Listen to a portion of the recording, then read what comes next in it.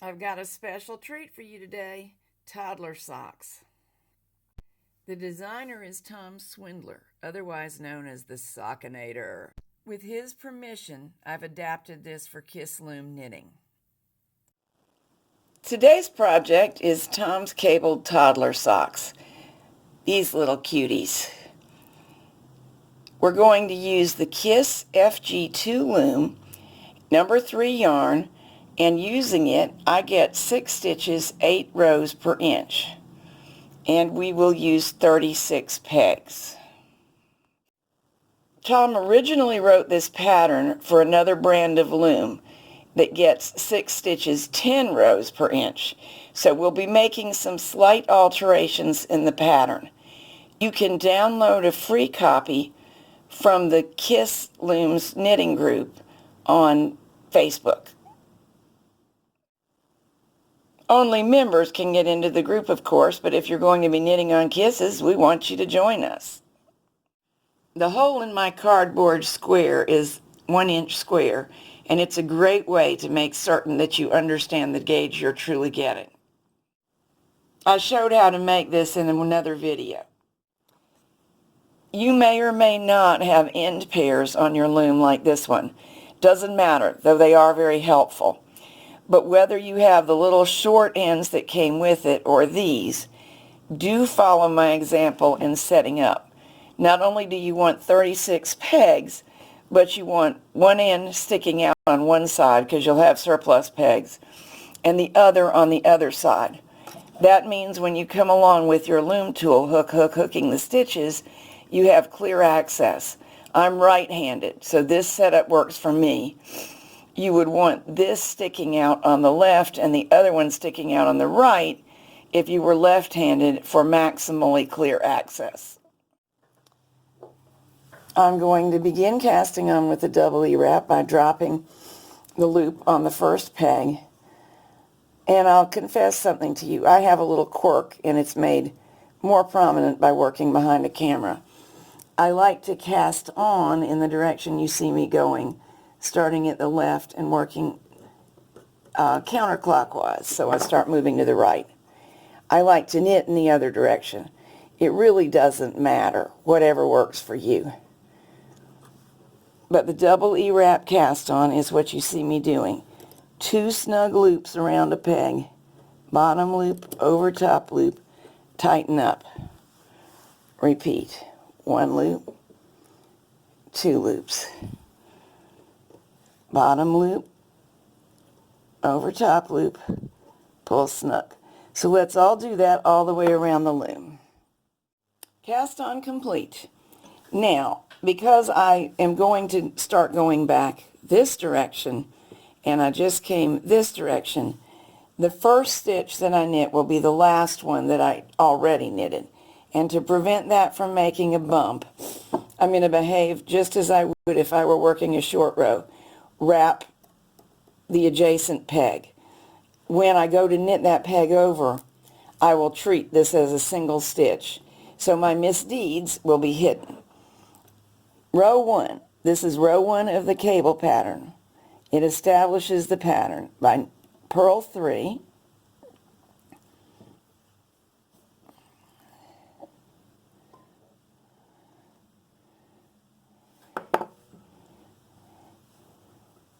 trying to keep my left hand out of your way and still control the yarn with it.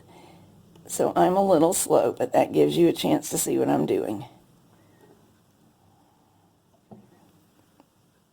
When working with a kiss, always make sure that your yarn goes around the peg. It must not go in front of the peg because that will cause it to hang up and the work won't drop down as it should. And you pull a loop from beneath the existing stitch, pull the existing stitch off of the peg, and replace it. This is our first purl 3. Now we knit 3. And this pattern will be repeated all the way around. And don't worry, I know I got in your way. I'm about to move the camera and I'll do the next batch from a different angle for you. I purled this stitch, so that's the first purl in another group of 3. There's the second one. I felt the yarn split just then. You got to watch out for that. This is a number 3 yarn. That's what you should be using too. Mine is very, very soft, and it does have a tendency to split. But if I'm careful, it makes awfully nice socks. Okay, we finished purl 3. I just wrapped knit 3. First row around is one of the hardest rows because knitting off the cast on is more demanding than anything else that we're going to knit, including the cables. So if you're relatively new, take a rest after this row. Let your hands relax again. That was purl 3. There's my third purl. Knit 3. If you need help with the basic formation of stitches, I have videos indexed on my website that show you about all of them. So we're not going to review too much of that in this series. This is about knitting the sock. On around, purl 3, knit 3, purl 3, knit 3. Row 2 of the cable pattern begins, and I started over here already because I couldn't get myself positioned where I could do the cables and you could see. But it begins with purl 3, just like the last row. Every row will. And then these are 3 knit stitches, but they include something called an 2LC. Here's what it is. Left cable cross is what that stands for. We're going to skip peg 1, knit peg 2, lift and hold the stitch that was just knitted from peg 2. We can put that on a stitch holder, on one of the pins, or just hold it in the fingertips of one hand. Move stitch 1 to peg 2 and stitch 2 from your holder or your fingertips to peg 1. Now we will knit the stitch on peg 2. Don't get confused. We already knitted a stitch on peg 2. I know that and Tom knows that. But remember, we already moved it to peg 1. I will show you how that works, so don't panic, and I'll show you several times. First of all, I have purled 1 over here, so there are 2 more purls to be made. And every row, these purls remain consistent. You can just get that in your head, that these same stitches are purled. And shortly you'll be able to look down into the loom and see that is happening every row. Okay. Now, of the 2 pegs with stitches that will be crossed, that's what we're going to talk about right now. These 2 pegs only. Although there are 3 knit stitches, right now the set under discussion is these 2. So we skip one of those 2 and we knit the second. Then lift it off. And you can see how easy it would be to put it on that pin, just to use the pin as a holder. My personal preference is to hold it in my fingertips because this takes so little time. Stitch 1 goes to peg 2. Stitch 2 goes to peg 1. Stitch 2 is nearly always grown, so I snug it up. And now I knit off peg 2. Remember, this wasn't previously knitted because we skipped it while it was on peg 1. And now we knit the remaining knit stitch. So the net result is knit and purl in groups of 3 all the way around. But the knit stitches get crossed. And this is row 2 of Tom's cable pattern.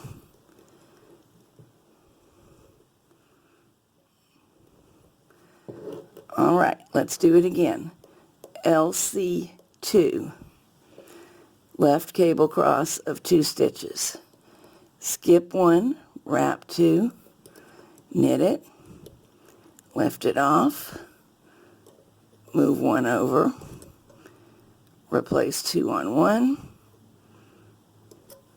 snug it up, wrap 2, knit 2, and knit 3.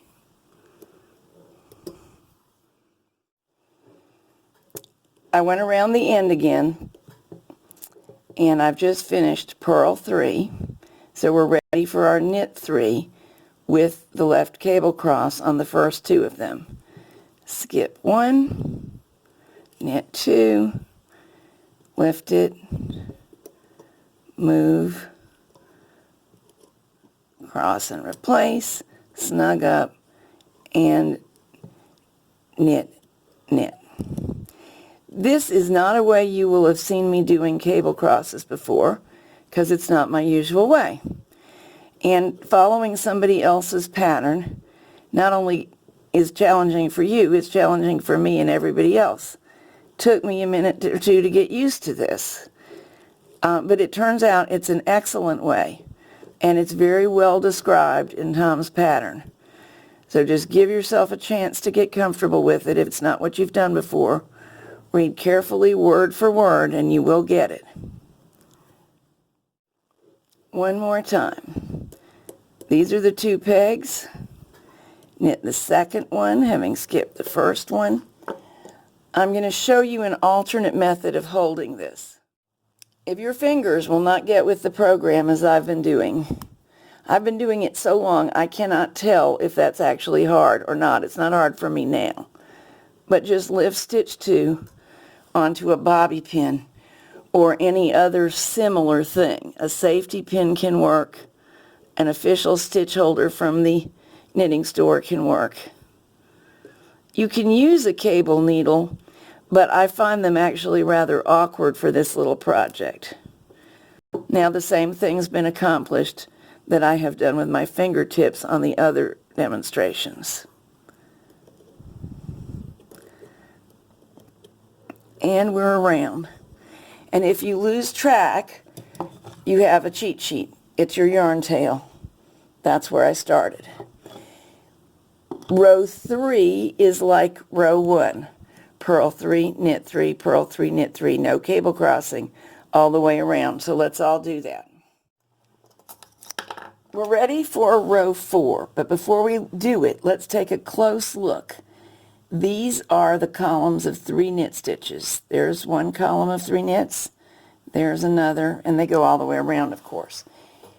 If you look closely, you can see there was a cross here between these 2 stitches, then a cross here between these 2, and those alternate up the work. That creates an elaborate looking 3-stitch cable, though we only ever have to cross 2 stitches at any one time, which is a very clever design. It keeps the cable from restricting the fabric too much. It reduces the strain on the yarn as you cross, and it's really good looking. So here's how we're going to get that. Every time we reach one of our 3 knit stitch columns, we're going to knit peg 1, a normal knit stitch, and this is row 4. Work the 2 LC just the same as we did, but this time on pegs 2 and 3, and that results in the swapping to and fro. So let's do that. As before, I've already purled 3, knitted these 3 with a cable cross, purled 1, 2, 3. Now we're ready for 1 normal knit stitch and the 2 LC, which is skip peg 1, knit peg 2, lift that stitch, replace it with stitch 1, let them change places, tighten up, and knit. And because we are at the end of our 3rd knit stitch, 1, 2, 3, it's time to purl 3. After this first repeat is made, 1 repeat is 4 rows, you'll be able to look underneath the work and see where you are. So if you get lost, all is not lost. You can find out from the knitting itself. Knit the first stitch, work the cable cross on the final 2 stitches of the group.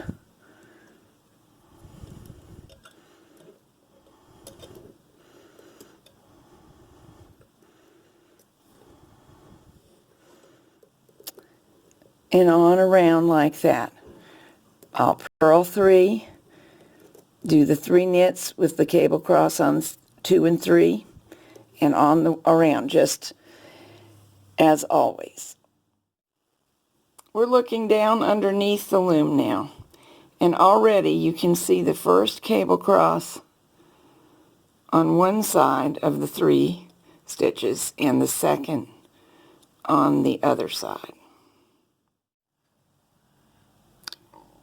Tom designed these socks for 1, 2, and 3-year-old children, and ours are made to fit that way also.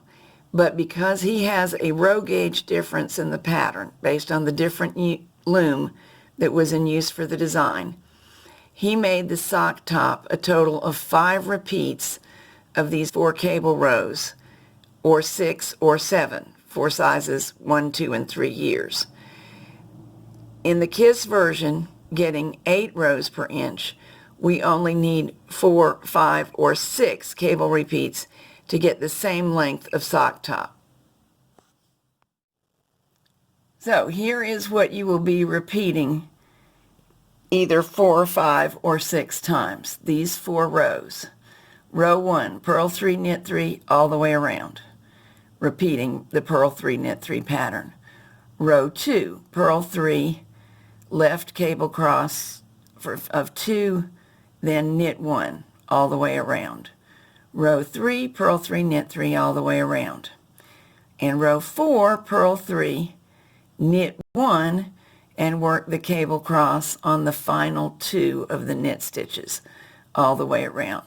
That's what we just did, and that's what we should all do for either 4, 5, or 6 total repeats. That will get us all down to here, and in the next video we will work the heel.